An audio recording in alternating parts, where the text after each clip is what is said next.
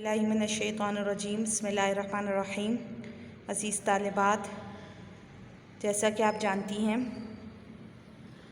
کہ ہم نے پچھلی کلاس میں الدرس الثالث اسم فعل اور حرف کے بارے میں پڑھا تھا۔ یقیناً آپ نے تمام تعریفات یاد بھی کر لی ہوں گی اور تدریبات بھی حل کر لی ہوں گی۔ آج ہم اسم کی اقسام کے بارے میں پڑھیں گے۔ صفحہ نمبر 82 کھولیں۔ الدرس الرابع اسم کی اقسام۔ پہلے تو آپ یہ دیکھیں کہ اسم کو 3 طرح سے تقسیم کیا گیا ہے، یعنی 3 طرح سے اس کو تقسیم کیا گیا ہے۔ ایک جنس کے اعتبار سے، دوسری عدد کے اعتبار سے، اور تیسری متعین اور غیر متعین ہونے کے اعتبار سے۔ تو اس کی ہر اعتبار سے اس کی الگ الگ اقسام ہوں گی۔ آج ہم جنس کے اعتبار سے اقسام پڑھیں گے۔ جنس آپ کو پتہ ہے مذکر اور مؤنث ہوتا ہے۔ تو جنس کے اعتبار سے اسم کی 2 اقسام ہیں، ایک اسم مذکر اور دوسرا اسم مؤنث۔ مذکر کیا ہے؟ وہ اسم جو کسی مذکر شے کے لیے بولا جائے۔ مؤنث وہ اسم ہے جو کسی مؤنث شے کے لیے بولا جائے۔ کوئی بھی چیز اگر مذکر شے ہے تو اس کے لیے جو اسم بولا جائے گا وہ کیا ہوگا؟ مذکر ہوگا، اور اگر وہ چیز مؤنث ہے تو اس کے لیے جو اسم بولا جائے گا وہ مؤنث ہوگا۔ اسی طرح مؤنث کی کچھ علامات ہوتی ہیں، اور مذکر کیا ہوگا؟ جس کے اندر مؤنث کی کوئی علامت نہ پائی جائے تو وہ کیا ہو جائے گا؟ مذکر ہو جائے گا۔ اب آپ مؤنث کی علامات پڑھیں گے۔ مؤنث کی 3 علامات ہیں۔ ایک ہے گولتا، دیکھیے جنتن صلاتن۔ اب یہ گولتا اس بات کی علامت ہے کہ یہ اسم کیا ہے؟ مؤنث ہے۔ دوسری علامت دیکھیے الف ممدودہ، یعنی الف ہو اور اس کے بعد حمزہ، جیسے حمیرہ، خضرہ۔ اب یہ دیکھیے الف کے بعد حمزہ آ رہا ہے، یہ بھی کیا ہے؟ مؤنث کی علامت۔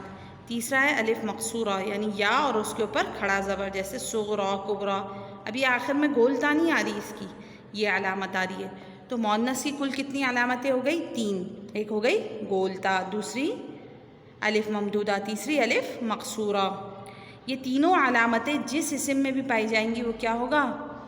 مؤنث ہوگا، اور یہ تینوں علامتیں جس میں نہیں پائی جائیں گی وہ کیا ہوگا؟ مذکر ہوگا۔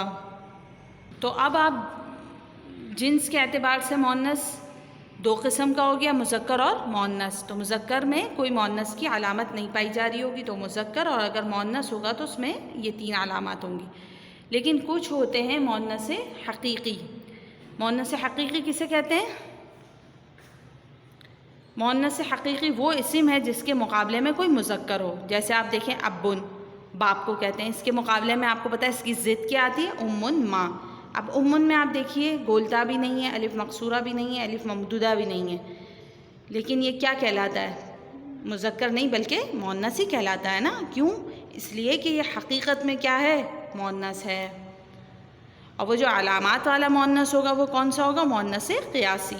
تو اس اعتبار سے مؤنث کی 2 قسمیں کون کون سی ہو گئی؟ ایک مؤنث حقیقی، وہ اسم ہے جس کے مقابلے میں کوئی مذکر ہو، جیسے الاب اور الام، ماں اور باپ۔ آپ کو پتہ ہے باپ کے مقابلے میں ماں۔ اسی طرح بہن اور بھائی بھی ہو گیا، تو بنتن کہتے ہیں بہن کو۔ تو بنتن میں بھی گولتا بھی نہیں آ رہی ہے۔ بہن کے لیے عربی میں اختن کا لفظ استعمال ہوتا ہے، اور بنتن کہتے ہیں لڑکی کو۔ اب آپ اختن دیکھیں، اس میں گولتا تو نہیں آ رہی نا، لیکن یہ پھر بھی مؤنث ہے کیونکہ اس کے مقابلے میں مذکر آتا ہے بھائی، اخن۔ تو بغیر گولتا کے، بغیر علامت تانیث کے کیا ہے؟ مؤنث ہے۔ اور بنتن آپ کہتے ہیں لڑکی کو، اور اس کے مقابلے میں مذکر کیا آ جاتا ہے؟ لڑکا۔ تو اب اس میں بھی گولتا نہیں ہے، علامت تانیث کوئی بھی نہیں پائی جا رہی تینوں میں سے، لیکن یہ پھر بھی مؤنث ہے کیونکہ یہ مؤنث سے کیا ہوگا؟ حقیقی ہوگا۔ اور مؤنث قیاسی کون سا مؤنث ہے؟ وہ اس میں مؤنث ہے جس کے آخر میں علامت تانیث میں سے کوئی علامت ہو، جیسے جنتن، یا آپ نے پیچھے مثالیں پڑھ لی، حمیرہ، خضرہ، صغرا، کبرا وغیرہ۔ آئیں ہم کتاب میں پڑھتے ہیں۔ اس سے پہلے آپ نے کلمے کی 3 قسمیں یعنی اسم، فعل اور حرف کی تعریف اور مفہوم کو سمجھا۔ اس سبق میں ہم اسم کی مختلف اقسام کے متعلق جانیں گے۔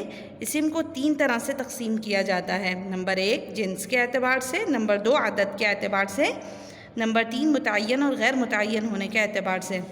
اسم کی تقسیم باعتبار جنس یعنی مذکر اور مؤنث۔ جنس کے اعتبار سے اسم دو قسم پر ہوتا ہے. اسم مذکر وہ اسم ہے جو کسی مذکر شے کے لیے بولا جائے. اسم مؤنث وہ اسم ہے جو کسی مؤنث شے کے لیے بولا جائے. عربی زبان میں مذکر اسم کے لیے تو کوئی خاص علامت نہیں، مگر مؤنث اسما کے لیے کچھ ضروری علامات ہیں جن کو علامات تانیث یعنی مؤنث ہونے کی علامت کہتے ہیں. کسی اسم میں تانیث کی شناخت حسب ذیل طریقے سے کی جاتی ہے. پہلا طریقہ یہ ہے کہ لفظ کے معنی پر غور کریں. اگر وہ کسی حقیقی مؤنث کے لیے ہے یعنی اس کے مقابلے میں مذکر جوڑا بھی ہو، جیسے امراتن عورت کے مقابلے میں رجل مرد، ماں کے مقابلے میں باپ، تو اسم لازمی کیا ہوگا؟ مؤنث ہوگا. ایسے اسما کو مؤنث حقیقی کہتے ہیں. نمبر 2، اسم کے مؤنث ہونے کے پہچاننے کا دوسرا طریقہ یہ ہے کہ دیکھا جائے گا کہ اس میں تانیث کی کوئی علامت موجود ہے یا نہیں. جس اسم میں تانیث کی علامت پائی جائے وہ مؤنث ہوتا ہے. مؤنث کی 3 علامتیں ہیں: گولتا جیسے جنتن، صلاتن. نمبر 2، الف ممدودہ جیسے حمیرہ اور خضرا. الف مقصورہ جیسے صغرا اور کبریٰ. مذکورہ تفصیل سے ہمیں بات معلوم ہوئی کہ مؤنث اسما کی 2 قسمیں ہیں: مؤنث حقیقی اور مؤنث قیاسی. مؤنث حقیقی وہ اسم مؤنث ہے جس کے مقابلے میں کوئی مذکر ہو، جیسے ابن اور الاب، باپ، الام، ماں وغیرہ. مؤنث قیاسی وہ اسم مؤنث ہے جس کے آخر میں علامت تانیث میں سے کوئی علامت ہو، جیسے جنتن. آج کا آپ کا ہوم ورک ہے، تمام تعریفات اچھی طرح یاد کر لیں. اس کے ساتھ ہی اگلے سبق تک کے لیے اللہ حافظ. السلام علیکم ورحمۃ اللہ وبرکاتہ.